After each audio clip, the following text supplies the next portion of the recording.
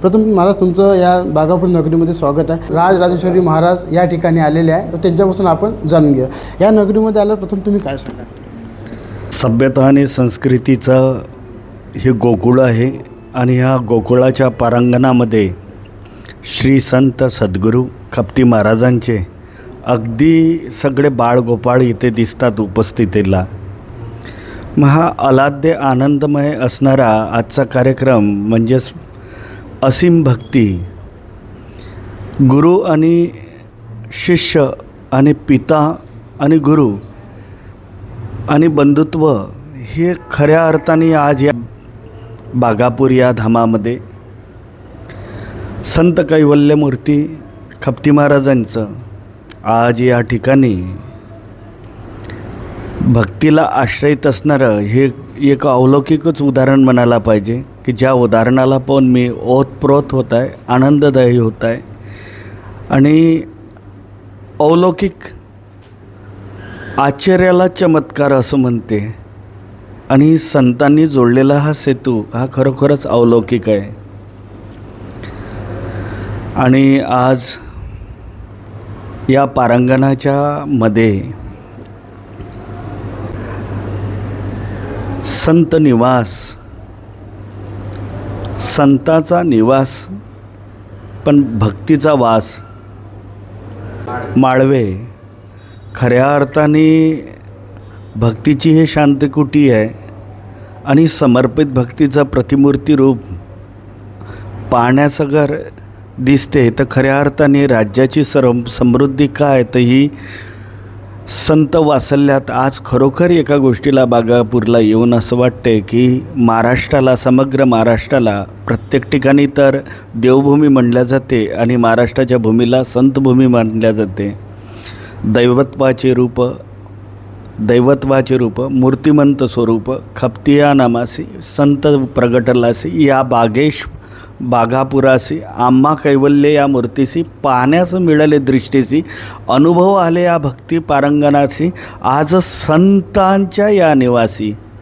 म्हणजे खरोखर असं म्हणलं जाते की जिथे संत निवास करतात, संत या शब्दाचाच अर्थ जर म्हणला आहे तर स म्हणजे सत्य आणि त म्हणजे तत्व. स म्हणजे सत्य आणि त म्हणजे तत्व आणि त्यावर एक बिंदी येते, त्याचं नाव आहे अनंत.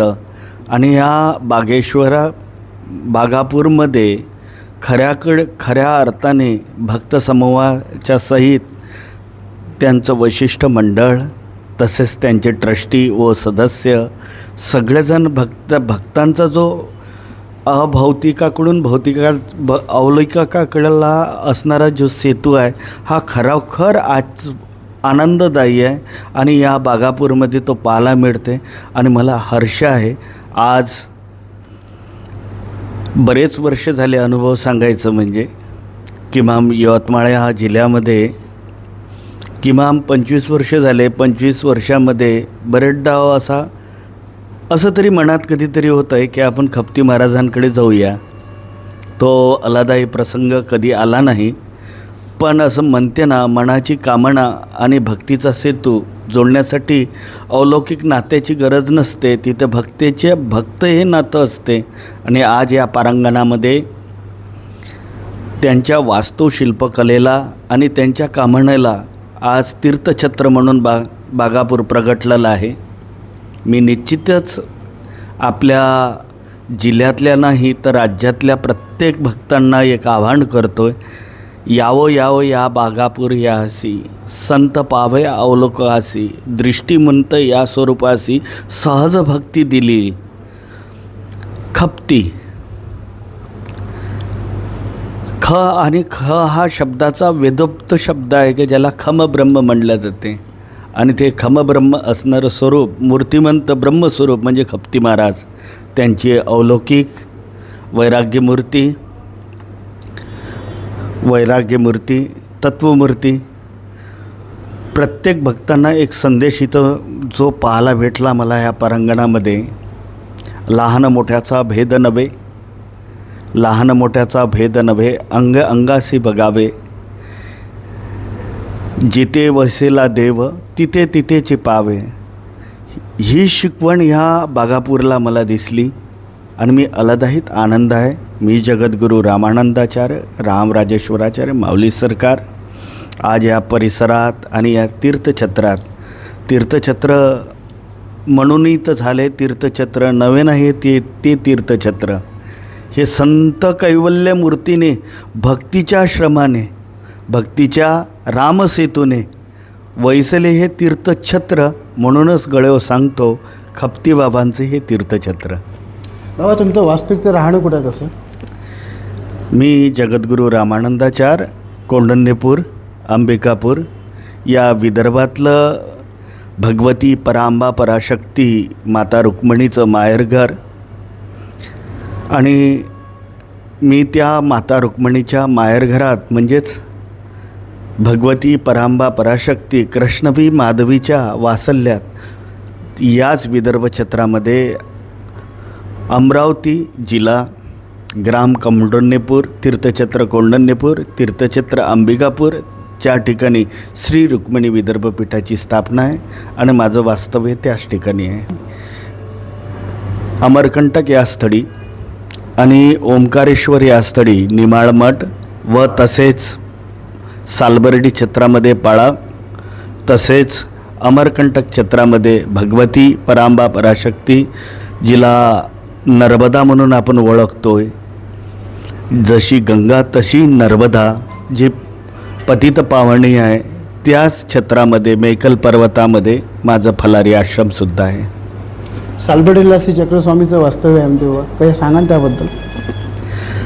हे संतांची भूमीच म्हणायला पाहिजे. तर चक्रधर स्वामींचं तर वास्तव्य सालबर्डीला पण आहे, रिद्धपूर पण आहे आणि समग्र महाराष्ट्र संतांच्या चरणाने आणि संतांच्या पावलाने पवित्र झालेला आहे. खरं तर प्रत्येक राज्याची आगळी वेगळी श्रीमंती असते.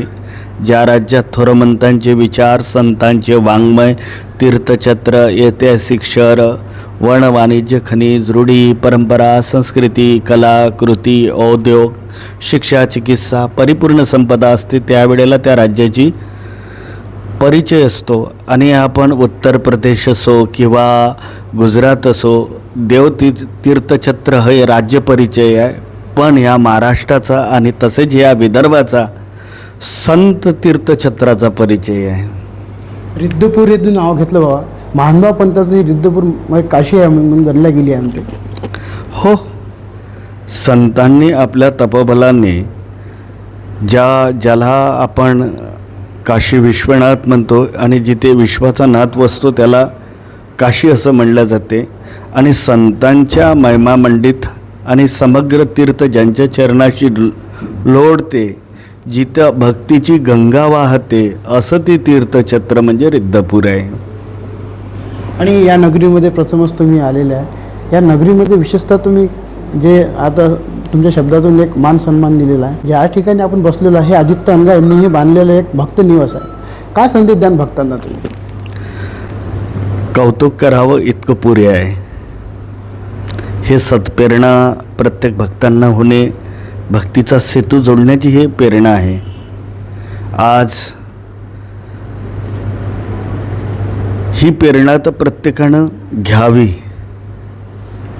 प्रत्येकाच्या मनामध्ये ह्या उद्भाव व्हावा. बरेच वेळा समाजाला प्रश्न पडतो की मंदिरे कशाला बांधायचे, मंदिरे कशाला हवे, दवाखाना बनायला पाहिजे, शाळा बनायला पाहिजे, असा बरेच जणांना प्रश्न पडतो. बघा, शाळेमध्ये अज्ञान दूर होते आणि मंदिरामध्ये अज्ञानाचा नाश होते. त्या ठिकाणी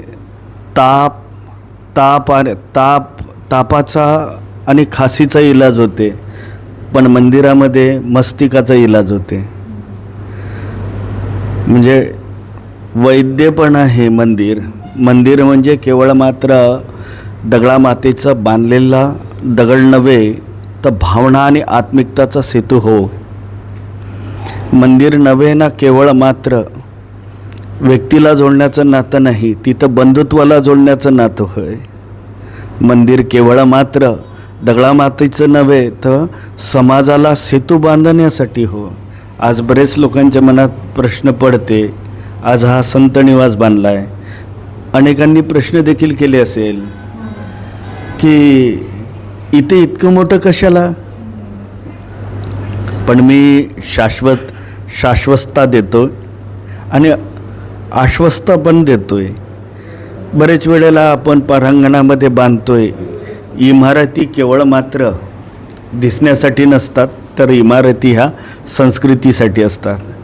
आणि जिथे भक्त असतो तिथं जिथे संत निवास असतो, पण त्या संत निवासामध्ये खऱ्या अर्थाने भक्तांचाच निवास असतो. म्हणून याला नाव जरी आज संत निवास दिलं, पण खऱ्या अर्थाने भक्त जिथं आश्रयित घेतील म्हणून याला भक्त निवाससुद्धा म्हणल्या जाते. नक्कीच महाराजांनी सांगितलं आहे की हे एक भक्त निवास आहे. या ठिकाणी संत आणि भक्त निवासी म्हणून येणार. आणि महाराजांनी या ठिकाणचा संत खपती महाराज यांच्याबद्दल सुद्धा त्यांच्या ओळीतून एक अर्थसुद्धा आपल्याला सांगितलेला आहे. तर बघत राहा MB न्यूज, म्हणजे महाराष्ट्रात बातम्या. लाईक करा, सबस्क्राईब करा. मी मंगेश, धन्यवाद.